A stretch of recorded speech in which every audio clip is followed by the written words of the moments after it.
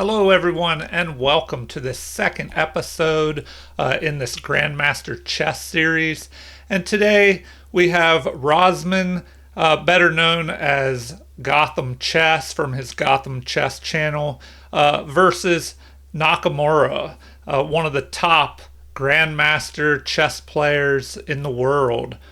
So let's check out this game, which was played in 2023. And it looks like it's a 3-minute blitz game with only 1 second being added to the clock per move. So let's take a look here. All right. Nakamura had white, and he starts out with knight to f3. A move that kind of waits to see what his opponent will do. But this knight controls valuable real estate here in the center of the board. And develops a piece. So Gotham Chess responds with g6 here. So this will allow the bishop to fianchetto here to g7 and fire down the center of the board. All right, so the game continued with e4. A good move here, allowing the queen and the bishop room to develop, taking control of the central d5 square. And the response, of course, is bishop to g7, developing that bishop and aiming it down the center of the board. So now d4 is played. Usually a good idea, if your opponent allows you to, is to place both of your pawns in the center where they control all these squares in the middle of the board. And it basically gives you a good advantage here in space and central control. All right, the opponent responds with d6 here. So this allows the bishop to develop. It fights for space here in the center, fighting for this e5 square. Maybe will allow a possible future push of the e pawn or the c pawn here to counterattack in the center. And now we have bishop to c4 being played, a developing move, putting the bishop on a great diagonal here, aiming at this f7 square, which can become a target. All right, now we have knight to c6. So just a developing move, helping to fight for control of the center. And the response is c3. So the computer prefers something else here. Instead of c3, it prefers castling or knight to c3, or even knight to g5, trying to put pressure on this f pawn. But c3 was played, and the idea behind this, one, it bolsters the center here. It keeps the knight from jumping forward, but it kind of blunts this attack of the bishop down the center here. And so it kind of just stops and limits the scope of that bishop and fortifies the middle of the board. So knight to f6 is played, attacking this unprotected pawn in the center, and getting black ready here to castle kingside. So Nakamura responds by developing a piece and protecting this pawn in the center.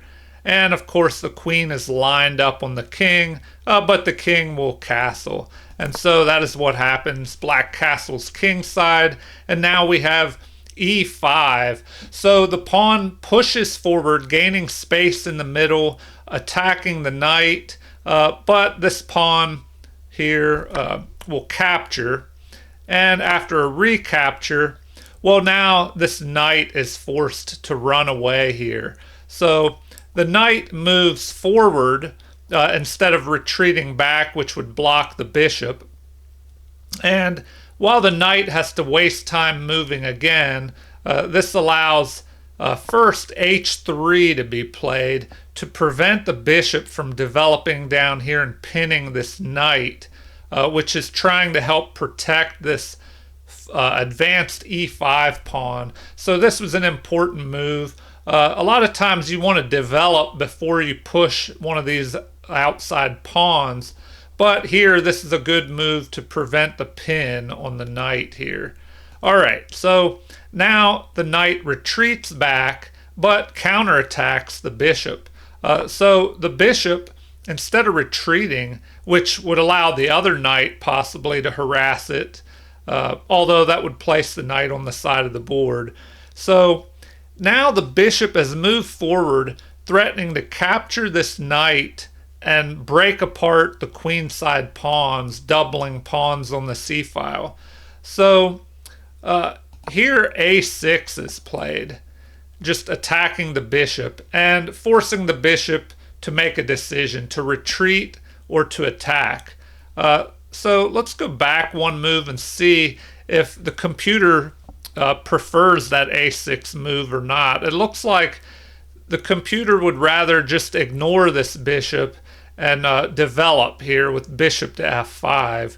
So instead, it looks like a6 was played, and Nakamura decides to capture the knight. Usually you don't want to give up your bishop pair, but in return, he is gaining a long-term weakness on the queen side after this recapture. Now the pawns are broken apart here, and a weakness is created that Nakamura will try and take advantage of.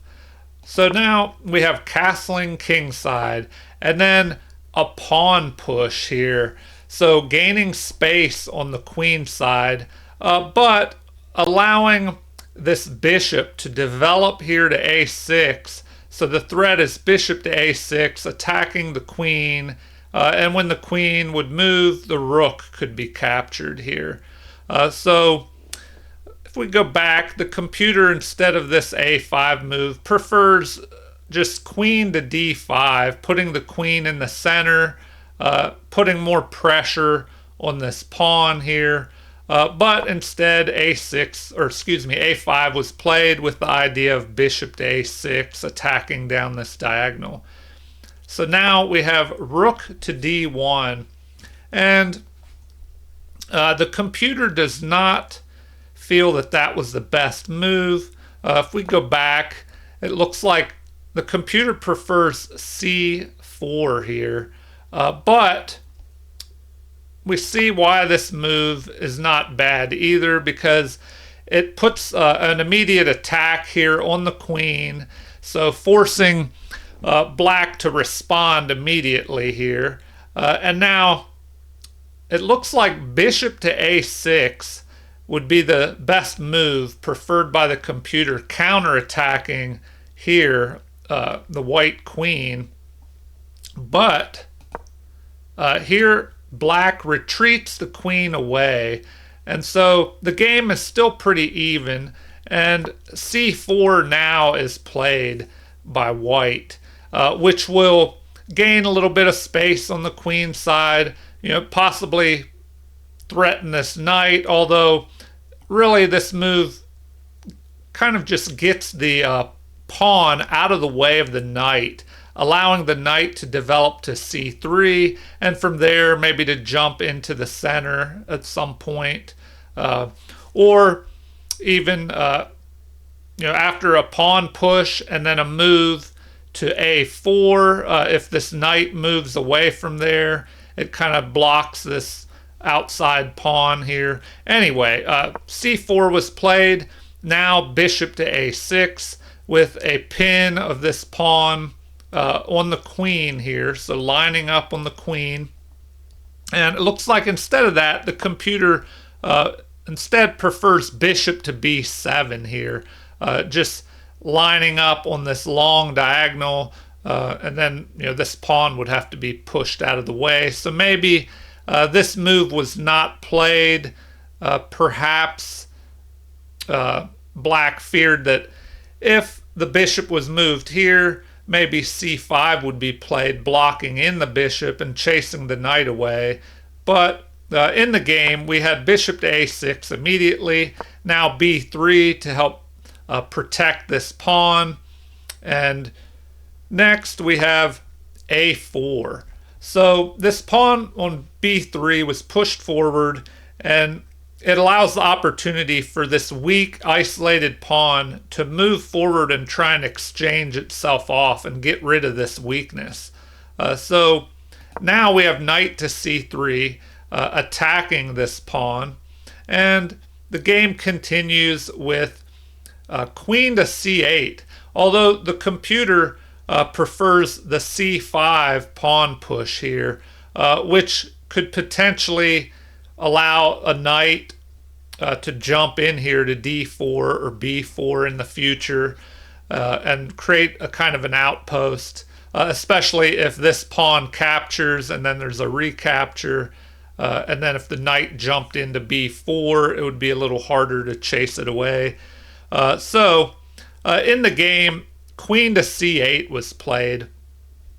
And this kind of allows the queen to jump down here. As we'll see, that happens in the future here, where the queen moves down to help put additional pressure on this pawn with the bishop. And then maybe if the knight remaneuvers to be able to attack as well. So the game continued with bishop to b2, developing the bishop, eyeing this long diagonal, even though there are pieces in between. In the future, possibly this bishop could try and exchange off the fianchettoed bishop, which is usually a good idea whenever your opponent fianchettos a bishop around the king. If you can trade that off, get rid of that bishop, it will create weaknesses in the dark squares here around the king that you may be able to take advantage of. So queen to f5 is played, and the computer says that that is a mistake here, that or not the greatest move. If we look at the evaluation now, it is let's see, +1.25 in white's favor. And so if we look at this queen to f5 move, it does allow knight to d4, immediately attacking the queen. So instead of that queen move, the computer prefers either f5 or a3. So if we take a look at a3, attacking this bishop, if the bishop were to be captured, if the bishop were to capture the pawn, then I guess you could possibly have, I don't know, maybe this bishop capturing this pawn, and then the rook could swing down here and recapture the other bishop. But the computer recommends bishop to c1, then c5, and then repositioning the bishop over here to protect this pawn. So in the game, after the queen to f5 move here, it continued with knight to e4 here. So this kind of helps unlock this bishop, which was blocked by the knight. It moves the knight into the center of the board, where this knight can possibly jump over to here and harass the bishop. Or the knight could even retreat and attack the queen. So the game continued with rook here, fighting for control of this open d file. And then after knight to c5, attacking the bishop, well, now we have rook at d to b8 was played, helping to guard this knight, or perhaps after a capture here, trying to put pressure on this pawn. But it looks like knight to d5 is preferred by the computer. So knight to d5 would be possible because if the pawn would capture the knight, then this bishop would capture the queen. So this pawn is just pinned here to the queen. So in the game, this was played, which jumps the game a little more in white's favor, and we'll see how it turns out here. So after that move, the bishop is captured, and then after the rook captures, well, now we have the pawn push here, pushing forward, attacking the knight with a discovered attack on this rook. So this is the the winning combination that will help end the game here. So after a3, attacking the bishop, well, now the bishop just moves here, and Gotham chess resigned at this point here, and maybe the game would continue on with the rook retreating away, but then white would just capture the knight, and then after a recapture, well, now this move could be played, pushing the pawn and trying to trade off the bishop to get rid of this defender of the king side. And if you're ahead in material, it's usually wise to just continue to trade down pieces until you just have an advantage in the end game with your extra material, and you can use that to try and pick off pawns of your opponent and at the same time promote your pawns. Now, on the other side of that, if you are behind in material, you usually want to try and trade off as many pawns as you can, because if all the pieces were traded off and all the pawns, and white just had an extra knight, of course, that's not able to checkmate king and knight against a lone king. All right, so the queen, this is what could have happened in the game. The computer says that maybe queen to e6, fighting the queen, but I don't know about that, because that just allows more trading of material. After recapture, then trade off here. And at this point, white has white has 2 pawn islands, black has 3 pawn islands.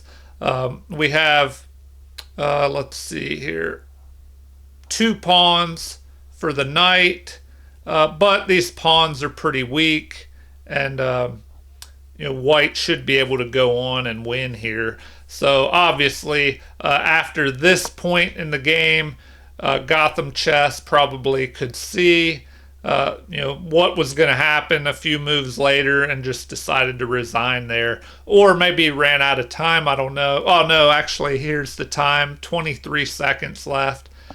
So this was a 3-minute game, and that does contribute a lot to any mistakes in the game. 3-minute games are tough, even for chess masters, especially if they're playing Hikaru Nakamura, who is one of the greatest chess players in the world, and a very outstanding player in blitz and fast time controls.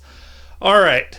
Well, I hope you enjoyed this second episode in this Grandmaster chess series. And if you did, you can check out the first episode at my Nick Butts Chess channel. Please like and subscribe if you haven't already, and feel free to leave comments or suggestions. Thank you, everyone, and have a great day.